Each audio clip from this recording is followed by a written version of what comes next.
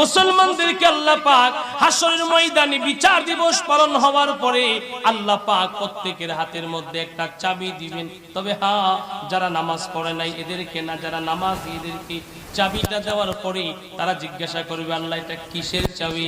আল্লাহ বলবেন এটা জান্নাতের চাবি। আরো জোরে কোন না, এটা জান্নাতের চাবি। কিসের বিনিময়? কয়টা নামাজের বিনিময়। রাসূল বলেন মিফতাহুল জান্নাতিস সালাহ, নামাজ হলো বেহেশতের চাবি, চাবি ছাড়া তালা খোলে না। আল্লাহর হাবিবের হাদিসের মধ্যে বলেন আউয়ালু মা ইউহাসাবু বিহিল আবদু ইয়াউমাল কিয়ামাতিস সালাহ। আল্লাহ রাসূল বলেন উম্মতেরা রে, হাসরের ময়দানে প্রথম হিসাব যেটা নেওয়া হবে, প্রথম হিসাবটা হবে নামাজের হিসাব।